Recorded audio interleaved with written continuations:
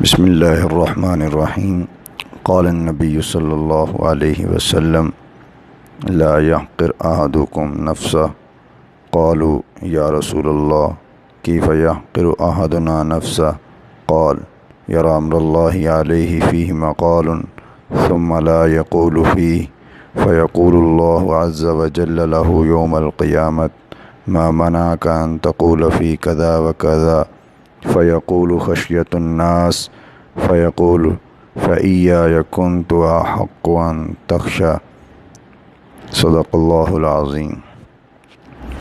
حضرت ابو سعید رضی اللہ تعالیٰ عنہ روایت کرتے ہیں کہ رسول اللہ صلی اللہ علیہ وسلم نے ارشاد فرمایا، تم میں سے کوئی شخص اپنے آپ کو حقیر نہ سمجھے۔ صحابہ اکرام نے عرض کی، یا رسول اللہ، ہم میں سے کوئی شخص اپنے آپ کو حقیر کیسے سمجھے گا؟ آپ نے فرمایا، وہ اللہ کا کوئی حکم ٹوٹتا ہوا دیکھے اور اس میں کچھ کہہ سکتا ہو مگر اس کے باوجود کچھ نہ بولے۔ اللہ تعالیٰ قیامت کے دن اس سے فرمائیں گے، فلاں معاملہ میں کچھ کہنے سے تمہیں کس چیز نے روکا تھا؟ وہ کہے گا، لوگوں کے خوف نے۔ تو اللہ تعالیٰ فرمائیں گے، میں زیادہ حقدار تھا کہ تم مجھ سے ڈرتے۔ اس حدیث مبارکہ کو، اس حدیث قدسی کو ابن ماجہ رحمہ اللہ نے نقل کیا ہے۔ سامعین محترم، جب اللہ کی نافرمانی ہو رہی ہو اور اس کے احکام سے روگردانی ہو رہی ہو تو ایسے موقع پر ہر مسلمان کو اسے روکنے کی بھرپور کوشش کرنی چاہیے۔ یہ اس کے فرائض منصبی میں شامل ہے۔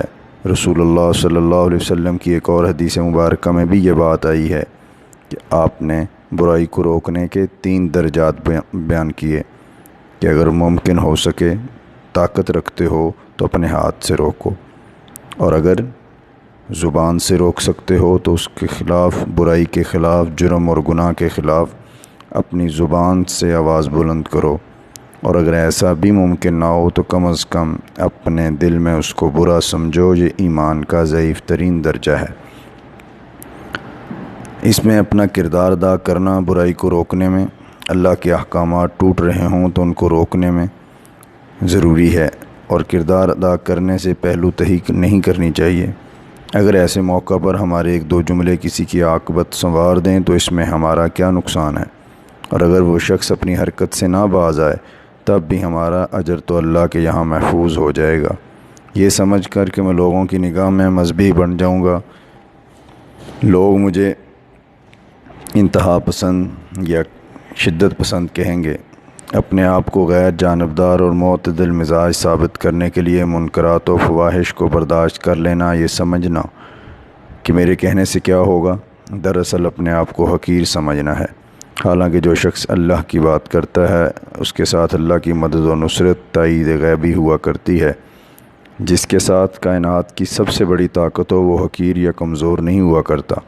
اس لیے آپ ہمت کر کے دیکھیں، قدم بڑھائیں۔ معاشرے کا ہر فرد اگر اپنا کردار ادا کرنے کے لیے تیار ہو جائے تو منکرات و فواحش کے سیلاب کے آگے بند باندھنا کوئی مشکل کام نہ رہے۔ اور اگر دنیا میں بظاہر کامیابی نظر نہ بھی آئے تو کم از کم آخرت کا ثواب تو مل کے رہے گا۔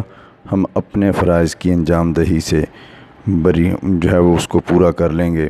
بصورت دیگر وہاں کے حساب و کتاب اور گرفت سے چھٹکارے کی کوئی صورت نہیں۔ قیامت کے دن اللہ تعالیٰ فرمائیں گے کہ تم میرے مقابلے میں بندوں سے ڈر گئے، یعنی تم نے مجھے بندوں سے بھی کم تر تصور کیا۔ نعوذ باللہ، تمہیں مجھ سے خوف کرنا چاہیے تھا۔ میرے احکامات کو بے حرمتی اور توہین سے بچانے کے لیے اپنی عزت کو داؤ پر لگا دینا چاہیے تھا۔ عزیز سامعین، اللہ رب العالمین سے دعا ہے کہ خلاق عالم ہمیں اپنے احکامات کے تحفظ کی توفیق نصیب فرمائے، اور اسلام کی سلامتی اور اسلام کی اشاعت، تبلیغ اور دفاع کی ہر ممکن کوشش کرتے رہنے کی توفیق عطا فرمائے۔ وما علینا الا البلاغ المبین۔